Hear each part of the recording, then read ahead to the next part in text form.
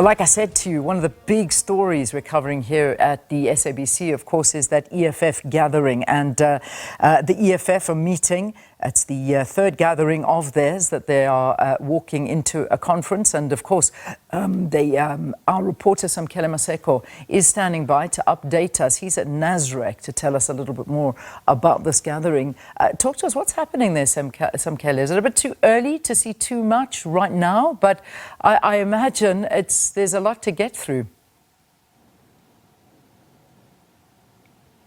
Indeed, Sakina, at this point in time, Leanne rather, it is a little bit early for the proceedings to get along, but delegates are definitely refreshing and making their way into the conference plenary and to this conference venue.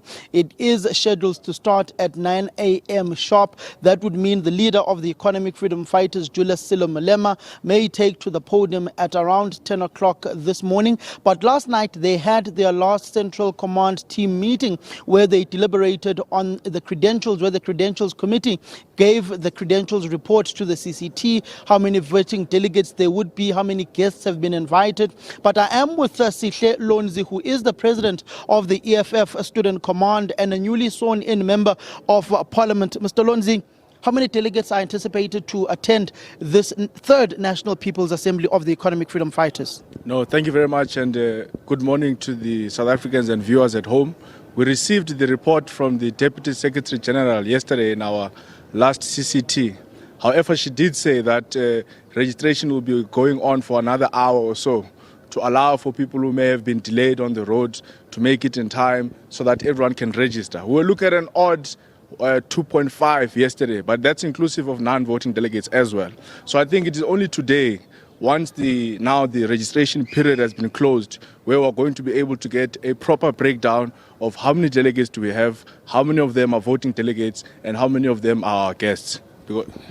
So at this point in time, we've not concluded on how many would be voting delegates. So essentially, you still need to clean up the credentials, allowing for those who may have been delayed within the first hour of the day to finish that particular registration. The DSG, I think, would have done that last night before she slept, because obviously we can't run a conference without understanding the credentials. So today's program can't continue, can't start until we have a clear understanding of who is with us, who is supposed to be with us, and who is not supposed to be with us. So I believe that report is with her table, and she'll be able to present it to the open plenary today, because she had to, like I said, open up for about an hour or two to allow for everyone to come in, so no one is excluded from participating in our National People's Assembly. But I think she has it now because the registration period has closed. Speaking about who's with you and who's not with you, there's been many questions around Dr. Lonzi. Was he part of the last CCT meeting yesterday? Is he a delegate to this conference? What's happening with that particular member of the organization? We do know that he has not left the organization. He's still a member of the Economic Freedom Fighters. Look, members of the Central Command team have been registering from the morning until late. Some of us came in the afternoon, others came in late. I didn't particularly see him. However, that doesn't mean he didn't register. I mean, there are many other CCT members and general delegates that I wouldn't have interacted with. But I do believe that he is coming, as far as I've heard from the people who are close to him. But I think today is when we'll really see he, together with the many other delegates, close to about 2.5, 3,000, if you have to include the guests as well, who will be participating in this National People's Assembly. Looking at the history of the EFF, your highest moment was that of the FNB Stadium, particularly launching that elections campaign on the 10th anniversary of the Economic Freedom Fighters. You go to 2024, 29th of May, a dip electorally with those 300,000 odd votes going to the MK, being taken from the Economic Freedom Fighters. Where to from the EFF after the 29th of May elections and the onslaught that the MK party has seemingly launched against the EFF, poaching some of your leaders, including the Deputy President? I think that's the beauty of a democratic organization, that from time to time you must have a period where you bring together all branches of the organization and reflect on the movement itself, reflect on the electoral successes and losses of the movement, reflect on the ideological trajectory of the movement, reflect on its program of action, and also reflect on, are we still the viable alternative that we promised the people of South Africa are. So this weekend is all about that. We are going to discuss organizational redesign and renewal. We're going to discuss the election outcomes of the EFF, not only 2024, because you remember this term also we had 2021. So we must discuss that as well. And of course, we must discuss how do we bounce back as an organization as we head to the 2026, local government election. So they'll be here. We've got commissions. We're now going to give it to the branches to come and speak to us, to say, even at a grassroots level, we feel that the movement can do things like this, can do things differently, can continue with the ones that are working, so that we're able to come back and be a strong force to be reckoned with in the politics of South Africa. When you look at the political report, you may have had a brief summary of it in the Central Command team. What are some of the highlight points South Africans can anticipate from the political report of your president? Look, typically when the president deals with the political report, he'll deal with the local balance of forces, he'll deal with the organization internally, he'll deal with governance, he'll also deal with international relations. What is our stance on what is currently happening, in geopolitics, Russia, Ukraine, Israel, Palestine, there's Syria as well, which took place. It will then come down to Africa. It will look at the SADC region. It will look at the Sahel states. It will look at the recent electoral victories of opposition parties in your, neighboring African countries, which were led by former liberation movements like Botswana, for argument's sake. So it touches on a wide range of issues because it's a political report that years from now, academics must be able to reference. So it can't be too petty.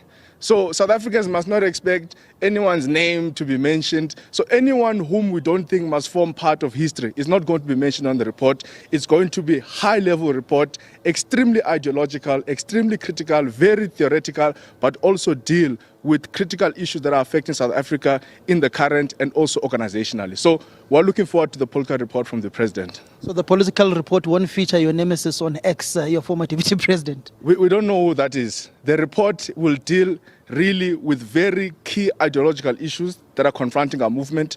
Anyone who must not be referenced by an academic 20 years or 30 years from now, you're not going to find them on our report. Even when we characterize certain political parties, you don't name them necessarily. You characterize them according to how you view them ideologically. So if you're talking about the right, you'll say the racist right-wing organizations. If you're talking about neoliberal organizations, you say neoliberal organizations. If you're talking former liberation movement, you say former liberation movement. So you don't reduce a political report. It's not like something that you present in a rally or anything of that sort. It ought to be an extremely academic document, but that also deals with very organizational and current affairs issues. Are you available to be elected in the CCT directly and not as an ex-officio coming from the Student Command? I'm still president of the EFF Students Command. I've not considered anything else of that sort. As far as I'm concerned, my term is still ongoing until next year, June. So for now, that's what I'm concerned about. How do we mobilize the students and youth of South Africa behind the struggle for economic freedom in our lifetime? I think it would be unfair of me, after having been elected in 2022, to come here without speaking to my constituency and want to avail myself. I'm sure your constituency would want you to be part of that CCT. But we will now bring in an analyst, Mr. Vusi Kumbi. Mr. Vusi Kumbi, Mr. Sihle Lonzi, don't disappear because you may have to speak to one another. Mr. Kumbi, just looking at the history of the EFF, the highest moment, FNB Stadium, downturn after the 29th of May. Where to from this July 26 movement, which many, particularly downtrodden workers, who see it as a vehicle for their own economic emancipation? I think for the party, this is a watershed moment, but it's also about how they deal with the perception of EFF bleeding numbers, so to speak. I say it's a perception because politics is more about perception of force and dominance, and political parties tend to play on that line of perception of force and dominance. So right now it appears as if the party is, bleeding numbers because of obviously the departure of Floyd and the number of senior officials in the party. So for me, it's about how the party uses the NPA to make a political statement, similar to FNB Stadium. I usually say to people that FNB was more than just a rally to celebrate 10 years. EFF was the second party, obviously, after the ANC to fill FNB Stadium. But I think others can even argue to say they went over and beyond what was expected of them. That was more than just a rally to celebrate 10 years. It was a political statement that the winds of change have come. So now the perception is that, Floyd has left, and obviously the domino effect that have seen Dalimpo, Samkele, and all of that. So at face value, it might seem like the party is bleeding numbers, which might not necessarily be the case because none of these leaders who have left have the ground, so to speak, right? So for me, it's about how they use this conference to make a political statement, to say, yes, some have left, but the show still goes on. So it's not only going to be about commissions, as it was talking about, the discussion of the political report and the election of, the top six. It's going to be about how at the end of Sunday afternoon or evening, what is the perception of South Africans about the EFF? When you look at the individuals who've left, I'm also going to bring you in, Sihle. For instance, you take a Floyd Shivambu, could not mobilize for the EFF in KwaZulu-Natal, was a deployee, a head of deployees or conveners of that particular province, could not pull out the numbers, has had to be shifted from the Eastern Cape and other provinces due to poor performance of not having the EFF do well on that particular ground. Even Dalimpofu at some point was convener of deployees in the EFF, could not pull up the numbers in the Eastern Cape. He had to be removed after the 2019 general election. Did the EFF lose people who are in touch and have ground support, or perceived intellectuals within the party who may not be natural mobilizers?